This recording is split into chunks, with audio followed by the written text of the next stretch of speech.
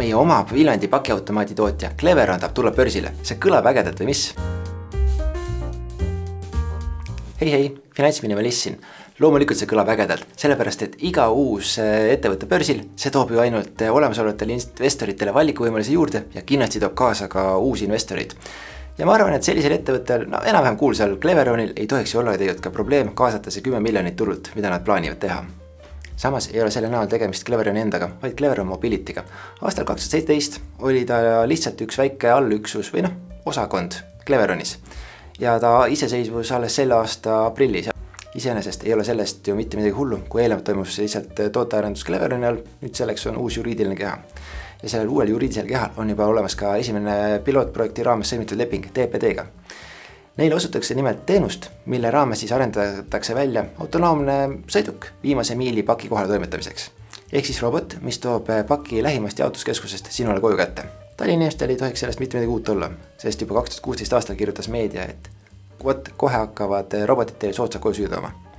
Ka tänasel päeval linnas ringi jalutades on päris tihti näha seda, et näed, see robot seal ootab oma sööki ja järgmine, tema viib juba kliendile paki kohale. Kui toidu massilise koju toomise algusaastal Wolti käive kasvas igas kvartalis kordades, siis võinud ju tegelikult ka eeldada seda, et samamoodi kasvab ka robotite arv. Käidi linnas ringi ja reaalselt iga nurga peal keegi kuskil askeldab midagi. Ilmselt nii linlaste maitse-eelistused, poliitilised pinged maailmas kui ka 100 muud teemat on toidu koju toomise äri hoopis teises suunas tüürinud. Praegu on ju reaalsus see, et toidukuller tuleb sult ukse taha pigem elektritõuksi, auto või jalgrattaga, sellepärast et see on ju kiirem ja lühikeses plaanis ka soodsam. Sellest kõigest hoolimata tundub Cleveron Mobility ambitsioon mulle palju suurem. Oma esimese versiooni töötavast sõidukist sai nad juba valmis 2018 aastal ja 2 aastat hiljem lasid nad oma sõiduki esimest korda avalikele teedele. Starshipi robotist eristab Cleveroni autonoomsed sõidukid kindlasti multifunktsionaalsus ja suurus. Sisuliselt pakub Cleveron platvormi, kuhu peale siis ehitatakse vastavalt kliendi vajadusele sobiv pealisehitis. See kõik kõlab lihtsalt nii hästi, aga kus siin see konks on? Jah, kusjuures siin on lausa 2 tehnilist konksu. Esiteks on see, et Cleveron ei ehita täiesti autonoomset sõidukit, ehk siis sellist, mis saab nagu igas maailma olukorras ise hakkama. Vaid nad ehitavad midagi vahepealset. Kui on kõik olud on normaalsed, siis nende sõiduk saab sõitmisega ise väga hästi hakkama. Ja kui on mingisugune eriolukord, siis ta võtab ühendust oma operaatoriga, et kuule juht, ole hea, võta üle. Täpselt sama on ka tegelikult Starshipi robotitel.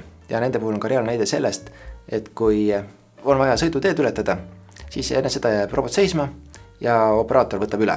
Ehk siis kes jälgib kaameratest, et kõik asjad oleks turvalised ja saaks turvaliselt üle tee sõita. Oma presentatsioonis tõidki nad välja ühe sellise raske koha, et nad peavad kuidagi robotile õpetama selgeks, et millistes olukordades on okei liikluseeskirju rikkuda ja millistes mitte. Reaalsus on lihtne näide selline, et kui keegi on peatunud oma sõiduki keelatud kohas kitsal teel ja kui tagant läheneb Cleveroni robot, ta näeb, et seal on pidev joon ja teisel on sõiduk, ta ei mahu sealt vahelt läbi. Mida ta teeb?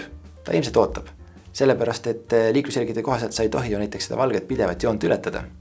Ja sellises olukorras ilmselt pakisaaja ootab oma pakki päris kaua. Teiseks suureks probleemiks on Eesti ja Euroopa seadusandlus, sellepärast see lihtsalt ei toeta veel ilma juhita sõidukid. See ei toeta ka selliseid mitte, mida juhitakse eemalt. Senini on kõik oma testid Eesti teedel ja ka Hollandi teedel teinud eri lubade alusel. Ehk siis üheks sõiduks väljastatakse vastav luba ja sellega asi piirdub. Siin on küll väike lootus, et lähiajal võetakse Eestis vastu selline seadus, mis siis võimaldaks sellistel kaugjuhitavatel sõidukitel ringi liikuda. Aga seda näitab ainult tegelikult aeg, kas ja millal seda tehakse. Sellepärast, et näiteks 25 km tunnis liikuv sõiduk on kõnnitee jaoks liiga kiire, võib-olla liiga suur ka. Ja teisalt, kui ta on 70 alas autojuhtides, tekitab see siis, ma arvan, päris palju segadust ka. Et miks ta nii aeglaselt siin on? Okei, aga läheme edasi raha juurde. Läbi avaliku aktsiate pakkumise soovivad nad kaasata 5 miljonit eurot. Ja selle lisaks veel 5 miljonit läbi suunatud pakkumise, ehk siis suuri investoritele, kes on nõus märkima rohkem kui 100 000 euro eest aktsiaid. Sest 10 miljonist nad tahavad kasutada lausa 50% tööjõukulude katteks. Kui vaatasin emaettevõtte palganumbreid, siis teoorias peaks neil sellest summast jätkuma peaaegu 8 aastaks. Seejuures siis Cleveroni arvestuslik keskmine palk oli 3195 eurot. Järgmiseks, tervet 1 miljoni euro eest nad tahavad toota ka neid sõidukeid. Aga mitu sõidukit sa saad 1 miljoni euro eest? Nad seda välja ei ütle, aga kui vaadata erinevates turundusmaterjalides välja toodud vihjeid, siis see oleks nagu umbes täpselt 15 Sinna juurde ka muidugi väike kadu. Järgmised 2 miljonit nad plaanivad siis panustada turundusse ja pilootprojektide käivitamiseks USAs. Järelikult 20% nad kasutavad kõikideks jooksvate kulude katteks ja loomulikult ilmselt ka täiendavate rahastusvoorude läbiviimiseks. Sissetulekutes on ajaloole tugineda päris raske, sellepärast et Clever Mobility seda lihtsalt ei eksisteeri. Oma prognoosides toovad nad välja kusjuures selle, et nad plaanivad kasutamisse jõuda 2025. aastal, aga selle eelduseks on muidugi 2 asja. Esiteks, et seadusloome on järele jõudnud ja teiseks, nad saavad alustada sõidukite masstootmisega. See masstootmine tähendab tegelikult seda, et 2025. aastaks nad peaksid siis olema toodetnud enam kui 1200 sõidukit. Ja kui mu arvestused paika peavad, siis selle 1200 sõiduki tootmiseks kulub neil lausa 72 miljonit eurot. Ma ausalt öeldes ei kujuta ette, mitu kohvritäisi raha on, aga ma arvan päris palju. Ja kus nad selle 72 miljonit saavad? Tõenäoliselt täiendavate rahastusvoorude kaudu. Kui nad plaanivad seda 72 miljonit kaasata täpselt samamoodi nagu praegu, ehk siis aktsiaid välja andes, siis see tähendab seda, et nad peaksid sisuliselt kahekordistama oma ettevõtte aktsiate arvu. Ehk siis andma välja täiendavat 30 miljonit aktsiat. Puht emotsiooni pealt öeldes tundub seda tegelikult ju päris palju. Aga miks neil on oluline raha leida? Sellepärast, et oma põhisissetulekuks nad plaanivad täisteenusrenti. Ehk siis nemad toodavad sõiduki, hooldavad seda ja annavad erinevatele ettevõtetele kasutamiseks. Tõenäoliselt nad ise pakuvad ka kaugjuhi teenust. Oma eesmärkide täitmiseks peavad kindlasti vaatama ka välismaale, sellepärast et see 1200 sõidukit Eestisse, seda on lihtsalt natukene liiga palju. Aga välismaal on neid oostamas ees samas ka konkurendid, no näiteks Nuro. Nemad küll tegelevad eelkõige toidu kohale viimise sõidukitega arendamisega, aga samas juttude järgi nad on enam kui 6 kuud oma arenduses Cleveronist ees. Aga samas nad tegelevad ainult USA turu jaoks nende arendamisega ja nad pole lihtsalt Euroopasse veel kordagi oma jalga saanud. Kokkuvõttes võin öelda, et Clever Mobility näol on minu jaoks tegemist äärmiselt ägeda ja tulevikku suunatud ettevõtmisega.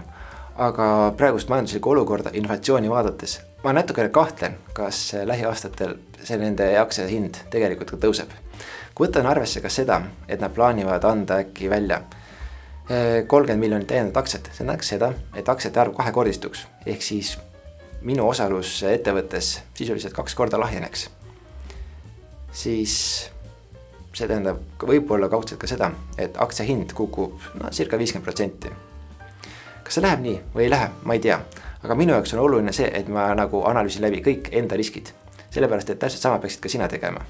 Aga Clever Mobility puhul ma tahaksin kindlasti osaleda järgmises rahakaasamisvoorus, sellepärast et siis on näha, kuidas neil on läinud, kas seadus on järele jõudnud ja mis see tulevik tegelikult üldse toob. Praeguseks kõik, kohtume juba õige pea.